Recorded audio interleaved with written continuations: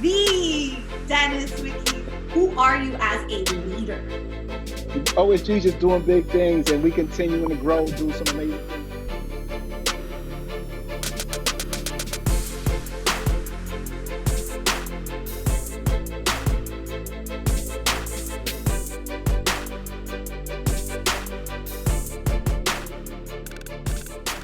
Hi, everyone. If you are logging in or tuning into our first live leadership chat, this is super exciting. Yay. I'm so happy that Dennis McKesey is here. The Dennis McKesey.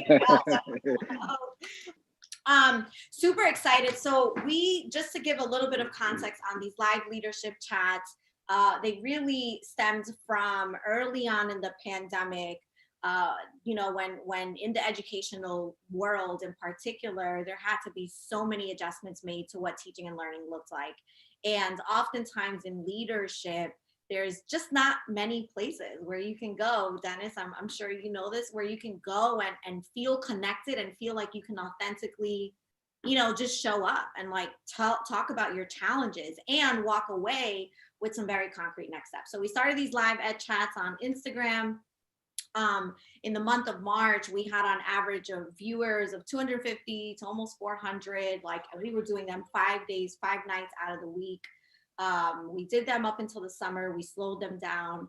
Fall and winter, we started getting case studies, right? Like, okay, so now talk to us about what's happening on the ground.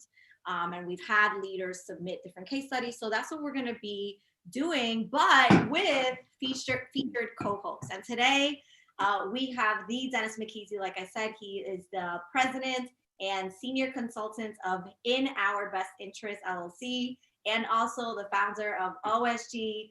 Dennis, tell us a little bit more about yourself so that people can learn a little bit about you. Wow! Again, thank you, Noemi. This is an honor to be on your very first show here on YouTube. And again, I'm a fan of your work. I really see what you do. I don't know how your eyes don't burn, because I'm telling you, just in a few Zooms that I've been on today, like my mind is scrambled right now because of the lighting and everything. So I applaud you for how you just continue to push the agenda when it comes to, providing information for school leaders, educators, and leaders alike. So thank you so much for having me. Again, Dennis McKesey. I've been in education for nearly 3 decades.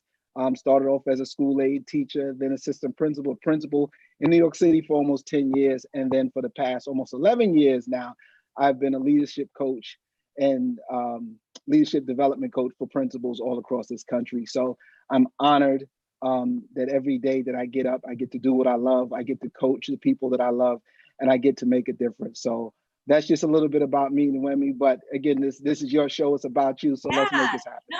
But I think, thank you so much for that, Dennis. I think it's important for people to always know, who's the co-host and who we're speaking to and with. And I just want to say, I also just want to elevate the work that you've done, particularly in our last conversation. I learned that your school was featured. Your work was featured in Waiting for Superman, which is one of my favorite movies around education, inspiration. So much so that I remember when I was leading here in Atlanta, I think we took all of our kids to the movie theater, like our entire school. We took them in buses, and I know that there were multiple schools that did that. And so obviously the work that you've done has transformed the lives of kids, the lives of leaders now, and school communities. And so from your perspective, before we jump into the case study, which is a case study that there's quite a few people in education kind of dealing with this, particularly because of the exodus of some principals that are happening. But from your perspective and the work that you're doing with school leaders around the country, what are you seeing that's like a really big challenge that a lot of schools, leaders, and teachers are facing right now?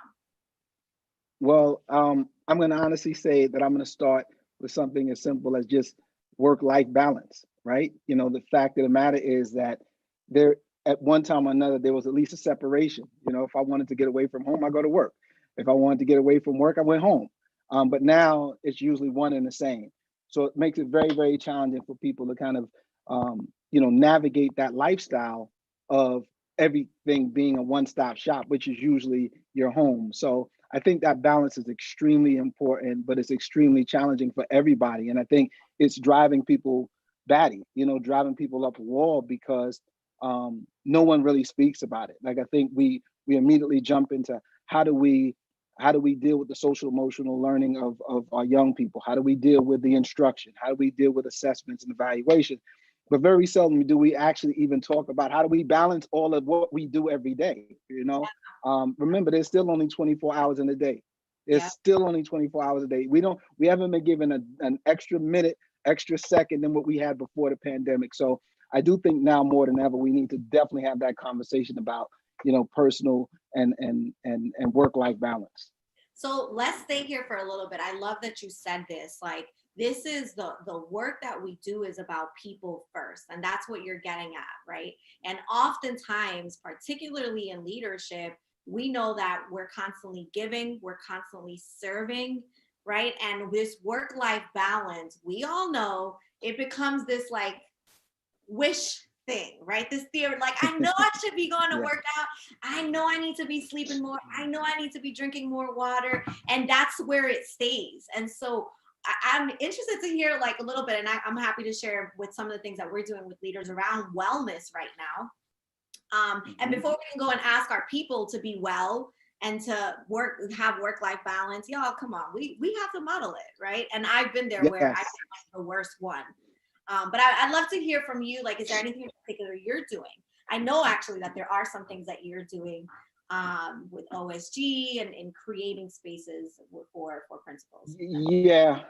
So again, the first thing I do is just make myself available for school leaders, right? In the sense that sometimes they just need that outlet. They need that opportunity to talk about their feelings, the things that they're going through. So one, as a consultant for In Our Best Interest, I, spend most of my time just dealing with that part of the work of making sure my principals are fine. And then from there, you then create platforms like OSG, Off School Grounds, where we get together at least once a week, and coalesce about what's really happening, what's going on, and how to resolve some of these issues. So I think it's important for us to recognize that those things have to happen. We have to provide these spaces for leaders to actually be able to address some of these issues. And better yet, we also need them to be able to address the issues that they're dealing with on a day-to-day basis. Like, look, I think people will look at you every day and they see you on social media, you're smiling, you're taking pictures, everything. And people will just assume that, that there's nothing wrong, or there's nothing that you feel like you need to work on, and that your life is 100% in order. And most people think the same for me. But unfortunately, it's not always that way. There's days when I'm struggling. There's days I'm struggling with who I am and how much work that has to go into it. But Yeah. I think what's really important in terms of that balance is just recognizing, I think me and you can have this frank conversation. We know that God never gives us more than what we can bear. And I think that at the end of the day, whatever we do, we know if we get up and we pray about it and we actually ask God for the strength that we need to move the agenda forward, we stand our success rate's a lot higher. So Yeah. I say that those are the things that I do, that if I find myself not centered, if I find myself a little bit off, I tend to realize that I probably need to go back and pray a little bit more, spend a little bit more time just by myself, getting my head right. I love that you brought it back to also just like you and what needs to happen for you as a leader, as a coach, before you can go and coach other people. And you're right. We as leaders, as servant leaders, it's not a perfect thing, right? And I try to, as much as possible. You'll see that we do like gym stuff and wellness tips and all this stuff on our platform. But the reality is, people are like, "Oh, you're always working out." Nah, like I've done straight up pulled up into the gym parking lot and didn't have my headphones and said, not like, I'm gonna just go ahead and drive off, or I've had times where I can't sleep. I know a lot of leaders are dealing with this right now, and that's kind of what I'm struggling with. Is I feel like my mind is always going, right? And so I've started to implement meditation and prayer and all of those things, but I can't show up and ask other people to do that in this work if I'm over here like a mess, you know? Well, Noemi, one thing that's really important, and I think right behind you gives people the visual of what we need to do is that calendar behind you. You know, we got to be able to start, begin to map out our day and map out our hours and map things out. You know, time management is everything. And what we got to understand is the time that we think we don't have, we actually do have. Like, because what happens is if we're scheduled to do something, we'll do it. But it's funny how when we don't have something scheduled, we'll find something to do. So I think we got to be comfortable in not doing anything because it's not scheduled. Don't go find something to do if it's not on the schedule. But that's breaking of a mindset that most of us as school leaders feel, that our job is to always be on a run. Our job is to always solve problems. But like I said, the most important thing here is going to be about us balancing our time. And then now you also add the piece of time management, which is also crucial for us addressing the issues that I think Yeah. you and I will be discussing today, but also too what you'll probably be discussing with your future guests. Yes, and spending time in the areas that matter is really what you're getting at. So I just want to take a moment and shout out some of the people in our chat. So shout out to Akbar Cook is here, Raven is here, West Side, Leek, it's Smitty, Toya Carter's here, Priscilla, the social butterfly, Constance is here. Thank you all. Toya said, yes, my to-do list, schedule it all. So true, that is. So speaking of this wellness and managing your time, right? We also are seeing in education an exodus of principals. Some are retiring, some are leaving. And so what we're seeing is that there's a lot of APs, assistant principals, who are like, hey, I'm having to take over, right? I'm now going from my colleagues and now taking over in the middle of the year over the entire school organization. And so this case study that we had, there's actually been a few vice principals who have been asking for this advice is, what do we do? It's now January. I just found out I'm now the school principal. What should any advice, and where should I be spending my first 30 days? Would love to unpack that with you, Dennis. Absolutely. Well, again, that you're right. That's what's happening in the world right now. But if we kind of take it from more of a business standpoint or entrepreneurial standpoint, these things happen every day in big companies across this country as well, right? We can't look at education as a silo, as if this is such a new phenomena that management changes. You know, it changes all the time. I think what we have to now think about is what's very, very important is all it means is that now it's a truncated version of taking over a school. Like, you obviously did the same things that you would do if you had advance notice, is the same things that we're expecting, that we should expect to do when we take over a school. Now, obviously with a few modifications, but I think, I definitely have a few tips that I think we can, you and I can discuss, and you can let me know your thoughts on it as well. So, the first thing I think every principal got to do when you're coming into this job, whether it's a planned one or unplanned one, I need you to have an entry plan. What exactly are you going to do when you walk into that building for the first time with the title of principal? You don't get a second chance for this. You don't get a second chance, but people don't talk enough about entry plans when you walk into that role. Again, when people have advanced notice, they do a very effective job, I think, of having an entry plan. But when something happens, what they deem overnight, they tend to not have one. I love that. So let's pause right there, because that sounds really great. And there are a lot of people who are like, okay, what is on my entry plan? So let's unpack that. One of the things that that I think are really important in walking in those, before you even walk through the doors, is having that entry plan. And part of that entry plan is just separate from anybody else. Who are you as a leader? Right? And and this is the part where when you're introducing yourself to your staff, or reintroducing to yourself, people are looking to hear about your belief. What do you believe?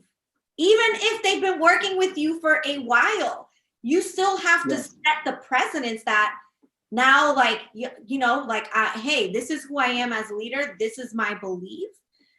What are your thoughts about that? And then let's kind of add some more things to that I, entry.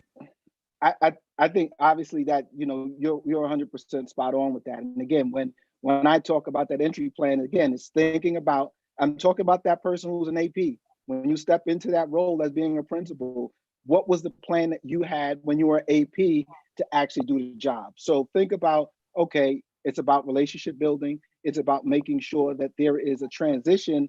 There's a transition period where people can understand that it's hard for them too. Like this transition into a new principal is hard for the people that you're supervising now. Yep. So it's very critical for us when we walk into that is to be very empathetic to the fact that there are people who are under new stresses, under new anxieties, and under new leadership. So we have to take the time to at least address those things in our early, entry plan. So I think as we continue to talk and list some of the other ones, we'll see how it flows. So definitely the entry plan is very, very important. And to go with what you said, tip number 2 is to maintain your integrity. Who are you? Are you going to go from being an AP who generally cares about people, who cares about coaching people, who generally cares about the community, to now all of a sudden now I'm a boss and I don't need to listen to nobody. I don't need nobody telling me what to do. It's all about me, me, me. So definitely tip number 2 is for people to maintain that personal integrity. Whoever you are is who you need to remain to be when you become that principal of that new building. I like to call that walking in your truth, right? Walking in your truth. That authenticity is what people are looking for. They're not going to tell you they're looking for that, but you need to know that that is what they're looking for in those initial steps. And if there's anybody in the chat who also wants to add into this, please do. Something else that came to mind when you were speaking is that you mentioned the word listen, right? And relationship building, right? And I don't know if it was another tip that you had, but yeah, that would be tip number 3. Hey! We on the same page, Noemi. Yeah, and my third tip would be to nurture and sustain positive relationships. Period. Yeah. Like you gotta walk into the door knowing that that's going to be the central. That's going to be the central reason for your success. Is what's your relationship like with people? If you choose, I'm telling everybody here under the sound of my voice, if you have no relationship with your staff, you are probably not reaching the pinnacle of success that you could have if the case was a little different and you did think about building relationships. And relationships. So we have people who and we both know these people who don't think that they feel like relationships is the fluffy stuff, right? We have a lot of work to do. In some cases, people are understaffed. Teachers need help with how to teach. Kids aren't showing up. High turnover. And then you want to talk to me about relationship building, the fluffy stuff. What are your thoughts on that? Well, again, how long does it take? The reality of it is it's going to take you longer to reverse the negative effects of it, because if you don't build those relationships with people, you don't build any allies. When things actually get crazy, who are you going to go to for support? Who are you going to go to for cover? Right. Who are you going to go to speak on your behalf? So I feel like, when people say that, I wonder, when we talk about it being a fluffy thing, you know what? Fluffy may not be a bad idea every now and then. You don't always got to go in there and beat people in the head with bricks. Ain't nothing wrong with doing the same thing with a pillow. There's nothing wrong with doing the same thing with a feather. And I think we got to keep in mind is that these are not machines. These are people with real emotions, real feelings, and everything else. So when I'm talking about building those relationships, I'm just saying respect the people that are doing the job or attempting to do the job for young people. Yes, will some people not be the greatest at what they do? Of course. Will there be some amazing teachers or faculty that loves kids? Absolutely.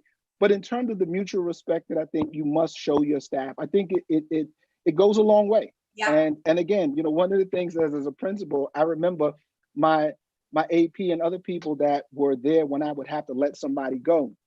They would always say, "You're the only person I've ever known to have to let somebody go or fire them, and you did it with a smile on your face." And I said, well, don't get it twisted. It wasn't about I was happy that they had to go. I just know that I did everything possible in building this relationship, and that now the same way I was happy for you when you was here, I'm happy to see you go too. And again, happy to see you go because I want you to be successful elsewhere. But here is not the place. But in Yeah. terms of being that person who's going to smile, I'm going to smile regardless, Noemi. Like if we work too hard to do what we do for us to be walking around pouting and stuff like that. For what? Correct. You know Not what? me.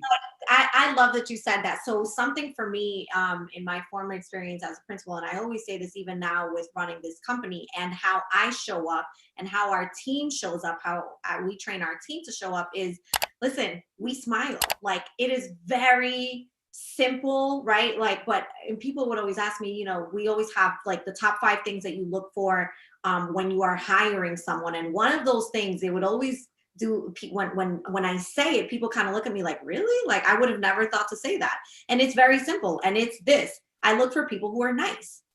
Like I'm not saying do cartwheels down the hall, like, you know, you got to be hyped and dancing all the time. It's just, be a nice person, particularly in a school, right? When our kids come in with whatever they're coming in with, you know, and we already know how this affects the staff, how it affects the culture, how it affects others. And so, you know, that smile piece. But Noemi, how often? What? But Noemi, how often have you heard? How often have you heard somebody say, "You're just too nice"? That's just like saying it's too sunny outside. Like, how is that possible to be too nice? Like at the end of the day, as long as I don't let you do anything unethical, illegal, or immoral to young people or to my staff, again, what are you talking about? Like, I think, I'm not going to be you know nice what? about those Like things. people confuse nice and like assertive. Like they're two different things. Because I'm nice Yes, and I'm also assertive. Like I'm not gonna let you. And I think people like use that interchangeably. Like because you're nice, you're a pushover. You can be nice and not be a pushover. You know, you can treat people. absolutely. You can be warm with people. You can act like you're, you know, be excited, find the happiness in that moment and be present. And so one thing that I was going to say, Dennis, because I like to, something that's important in these chats is to be able to offer people some very concrete steps. And so when we say Hmm. relationship building, that can seem really overwhelming for some leaders. And so one concrete thing that I would suggest doing in those first 30 days, depending on the number of staff that you have, if your staff is, you know, less than 30, 40 people around that, I would prioritize having one-on-ones or small group, Absolutely. you know, meetings just on some, hey, like, tell me a little, you know, if you're an AP and you've already been there or a mid-level manager going to senior leadership with the same team, it's more about asking the questions around what do you think we've done well this past 6 months? Where do you think that we should improve? What do you need from me as your leader, right? That's you listening. That those meetings are not for you to tell them all the changes you're making and how you're going to come in strong. That's not listening, right? Interested to hear. What are Yes. your thoughts, Dennis? I agree with that wholeheartedly. I mean, I think even if you do have a large staff, the one-on-ones is very important, right? Rather, I want to know what other people think about the experiences that they had with the previous leader. One of the things that's also, I think somebody wrote in the chat, but I agree wholeheartedly about is us understanding you don't walk into a building and you just blow everything up and start from scratch again. To me, it's disrespectful to the culture that was built. I'm saying there's some things obviously that may need to change or evolve, but you walking into the building as a brand new leader, making it your business to just do it your way is a bit, it's condescending to those people who've worked hard to build that. And so I think it's very critical that when we walk into these buildings, when we talk about relationships, is to respect the fact that there was something happening, some good things that were happening before you got in that building. Don't walk in there believing that everything was wacky, everything was out of control, and so you need to come and fix everything, because those same people that now you are responsible for coaching and for nurturing are now going to look at you and say, how dare you? Like, do you know how long it took for us to build this culture? Now you come in here and disrupt it just because you're a brand new leader. So I agree with that. Definitely the one-on-ones are really important. Yeah, I think that's a big mistake that a lot of leaders make as well. So that listening component, like keep that that tagline there is listening in your first 30 days. Collecting data is like a critical part of your job. You know, what's going well, what's been the hardest for you, how can I support you, what do you need from me as your leader? Observing, right? If it's maybe you're in the school, then pull data from last semester. Hopefully you have some stakeholder satisfaction surveys, some climate surveys, some academic data, and bringing that into the meetings and allowing your staff to be the ones to analyze the data and say, like, these are our strengths, just making the numbers really clear, and then getting their input on where do we go next. So yeah. Which brings me to, yeah, and I think we're in alignment with each other, because one of the next tips was to be able to sustain positive community and family relations. Yes. Being able to form and bridge those networks, those relationships that are actually going well. Like, if there are some amazing opportunities to partner with people inside and outside of the school, continue that. If there's an opportunity for you to find additional folks to partner with, then do that as well. But I think it's really important to, again, build the community again, continue to build on the community, not necessarily rebuild it. It's just to build on top of it, right? Unless you walk into a situation that's just completely, which is unlikely, completely in need of overhaul. You know, there are situations where the state and other people come to take over a building, but you're just taking over for a position, you know, for a person who's resigning. There's probably some strong likelihood that there's some good things that took place and things like that. So I do believe that building those support networks from staff, from those stakeholders that you talk about, is critical. And again, one thing that you and I have to remind the people here about is that you're going to be tired doing all of this. Like, none of this is going to happen without the fatigue factor shooting through the roof. Like, let's just be very frank with everybody here, Noemi, that when this is said and done, you're going to need a break. You're going to need a vacation. But for now, you just better understand these are all things that are required, but they're doable. And I think every great leader, whether you took over a situation in the middle of the year, the beginning of the year, or at all, the reality of it is that these are things that leaders should and would be able to do if you're going to be successful. Yep. So relationship piece, listening, having your entry plan, walking in your truth, in your power, the relationships. You said actually walking in your integrity. You said maintaining your integrity was the tagline that that you use. Yes. Mm-hmm. And I could go back later, and we could just go back and we'll go back and I'll list all 6 of them again. But I think you and I are saying or believe many of the same things, right? And what does that say about leadership? Is that strong leaders do the same thing. It just may sound different. It may just, we may have different taglines for it. But the reality of it is, it all, you know, if you're going to be great at what you do, you got to emulate people like yourself, people like myself, people like Akbar Cook and Principal Ayman Rob from California, and, you know, so many other people that are doing great things across the country. So I definitely think that you and I, you know, we're right here. We're right here. That's alignment and our synergy too. So one thing I want to add, a concrete step a tip in terms of really building coalition and bringing in both your internal and external stakeholders, your parents, you know, external business relationships.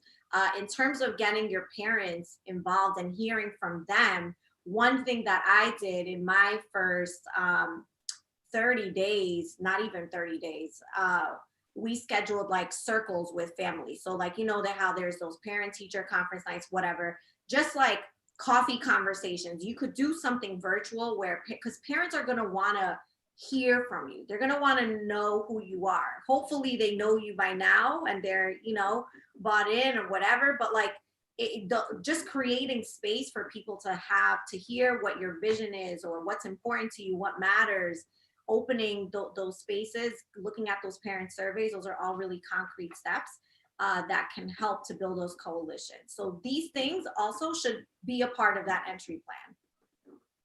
Absolutely. And just think about the community that you are servicing, right? You got to scan the issues that are in the community that you service and be able to address the needs of the parents and the families that were there when you got there, you know? So if we know that there's this technological divide between, the children in our communities versus some other communities. Okay, let's do something about it. You know what? Let's just try to, pair up with T-Mobile or Sprint or other people to figure out how we can get some hotspots for our kids. How can we, get some additional, how we can get some additional laptops and computers and things like that for the families who need it most and things like that. So I think that there's a variety of ways, but I think as a school leader, you got to definitely come in and scan the entire community to see what the needs are and make sure that you address those needs. Like you and I can both go across this country right now, and we know that that hunger is an issue that's rapidly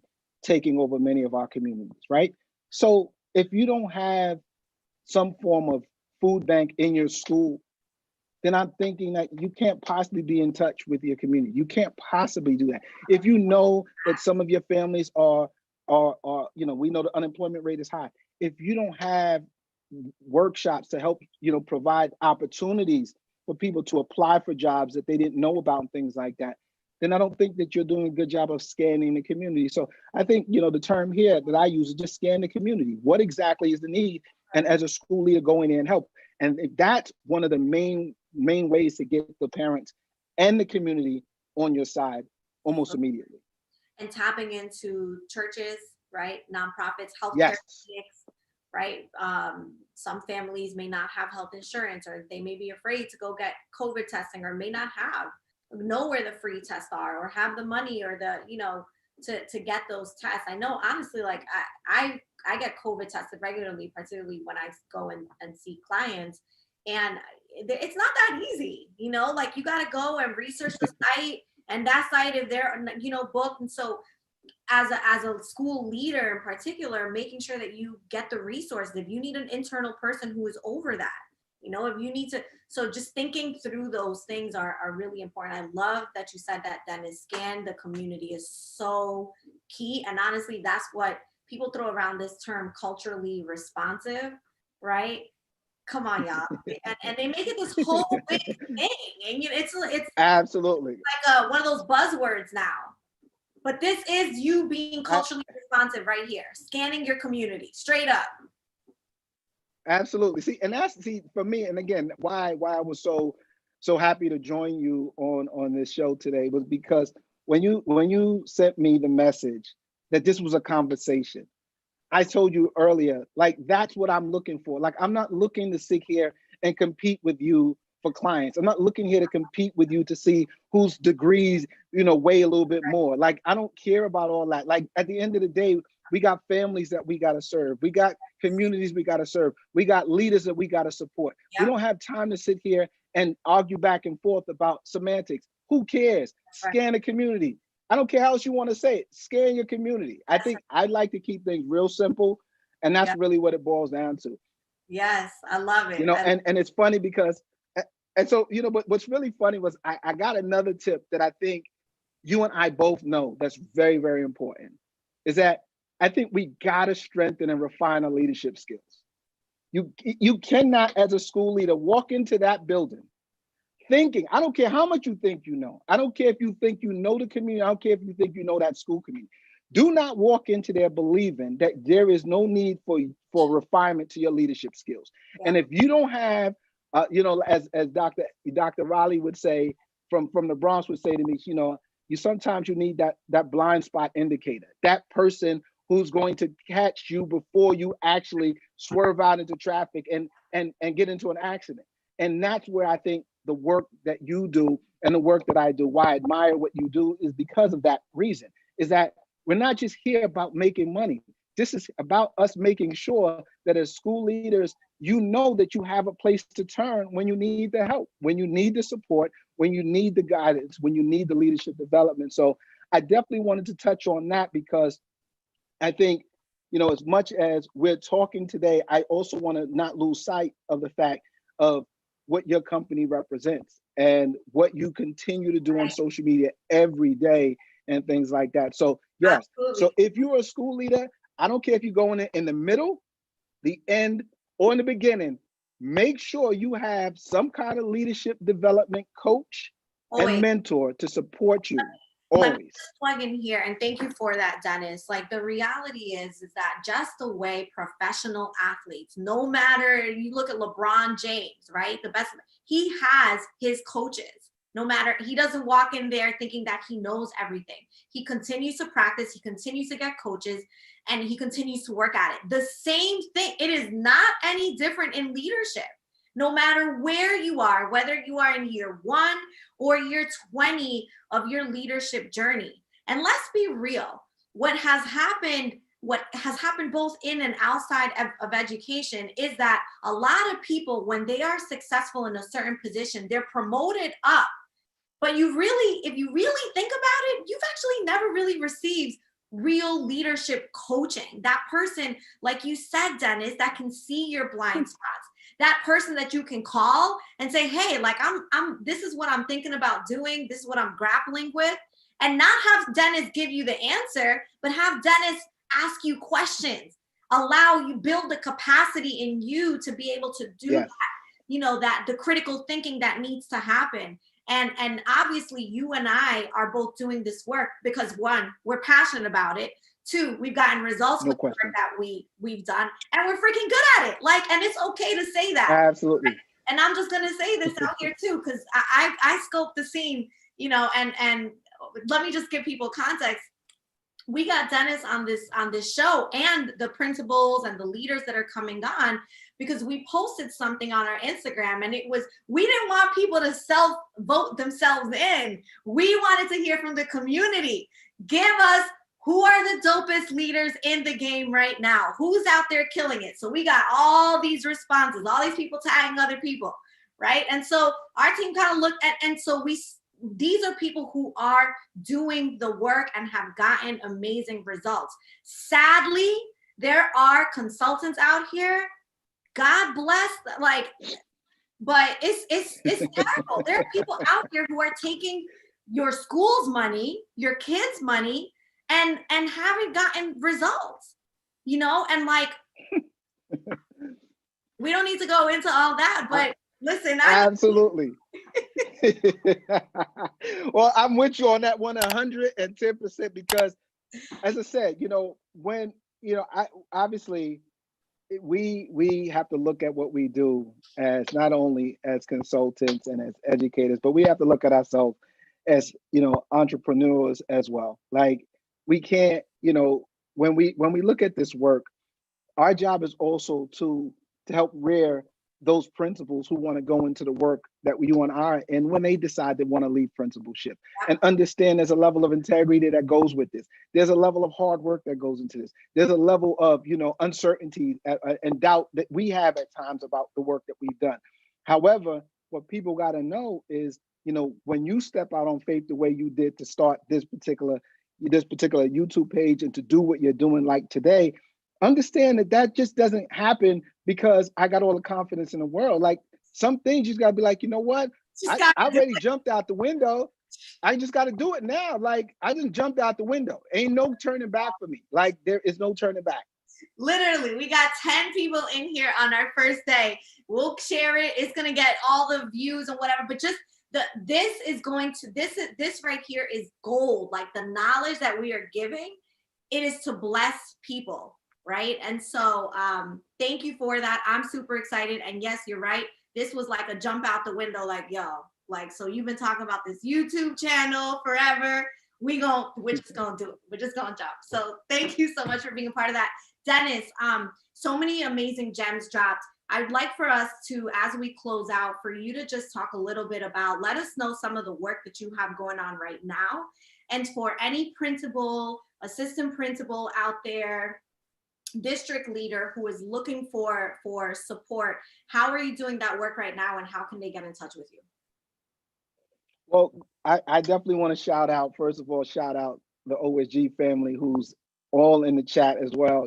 They're here supporting not only OSG, but definitely supporting you in your endeavor. So just know that you have a family in OSG that's going to support your movement as well. So I want to shout out everybody here who's here, with us. So, what I'm currently doing, as I said, is I'm still doing a lot of leadership development and coaching of principals. Most of it is now done remotely, or in some instances, a hybrid model where I do still go into some schools. Pretty much you can kind of get tested, not to the degree that I think you all have to, but we have to, take temperatures. We have to sign waivers and everything as well. Mask up, and still go in and do the work. So I'm still doing that. Also, too, I'm also working on continuing to build the OSG coalition, and that's with principals, assistant principals, school leaders all across the country. My brother Dane Dash, who's also a big part of what we do. My brother Lays Elliott, who's also a big part of what we do. And so, I'm going to laugh really quick with you because remember you sent me the message. You say, give me 3 fun facts, right? And the fun fact was obviously, what. Huh? You should have opened up for that. Note to self for the next one. Absolutely. So yeah, so I think so. You know what? Let's just let's share the fun facts, right? So the first thing you said was, okay, Dennis, we're talking about entry music, right? Yes. What would be your song or your music that you would come into? And I said, obviously it would be the Czar remix with Busta Rhymes, MOP, and CJ. Lays Elliott and myself. That's my brother, Lays Elliott is part of MOP, and it has been from the beginning. And the funny part about that is I've always been a fan of MOP. I've always been a fan of Busta. And a couple of weeks ago, Lays and I were down when they shot the video for Czar Remix. And you kind of get a different level of understanding and appreciation for it at that point. So that was one of the fun facts. The other fun fact is I'm a twin. I'm a fraternal twin. I'm 2 years older than my brother. My brother's name is Denzel McKesey. Again, it was why that's such a fun fact to me is because you grow up and everybody knows you and they know you as twin. Yo, what's up, twin? Yo, what's up, twin? Even at 47 years old, people still from when we were younger, still, if they may not remember our names because it's been that long, they still remember us as twin. And then the other fun fact, is, all right,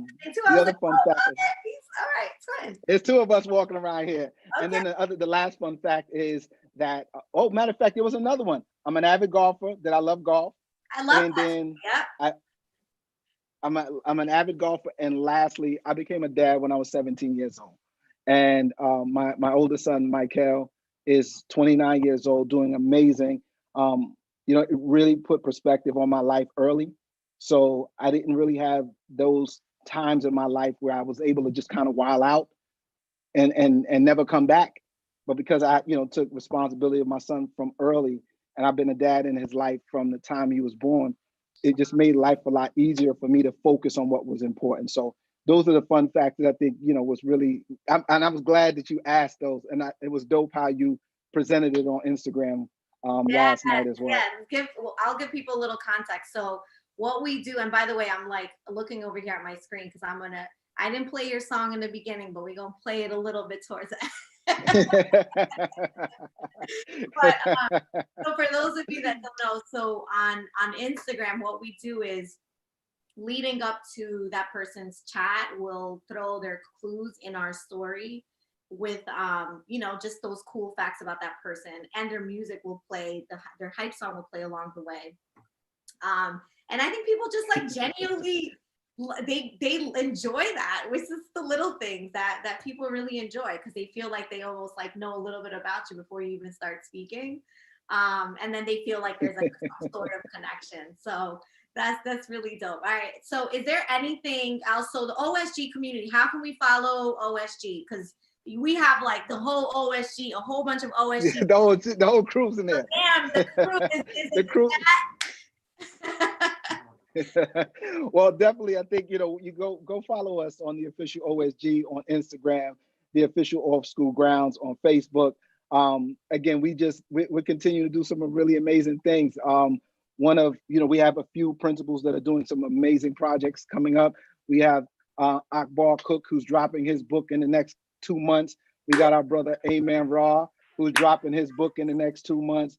We have Ask Dr. Riley, who's her name is Dr. Anissa Riley from the Bronx. She got her show, which you can find here on YouTube, Ask Dr. Riley, where she deals with some really important topics.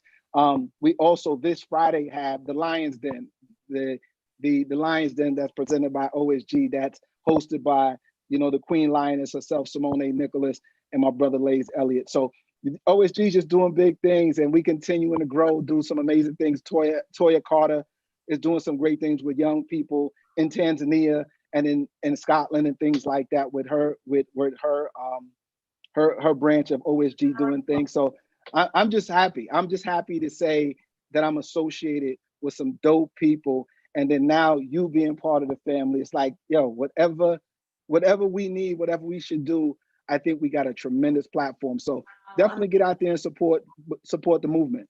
Yes, yes. Well, I'm excited to just for the proximity too. And they always say, right? Like, and I feel like we will always go further, right? Together, right? Absolutely. And I don't want to mess it up because I'm terrible at I don't know if it would be considered an idiom, but go further, go alone, and you'll whatever. We're not gonna. Never mind. Well, listen, we ain't got to listen. You know, listen. Me and you, like I said, me and you ain't into all of that. Like, we gonna keep it all the way a buck from start to finish. So I guess in a nutshell, what you basically saying is that we crew, we family, and whatever we need to do, we're gonna do it collectively. So we don't need to be fancy with it. Love it, love it, love it. I am gonna go look up that saying though, because I do want to know.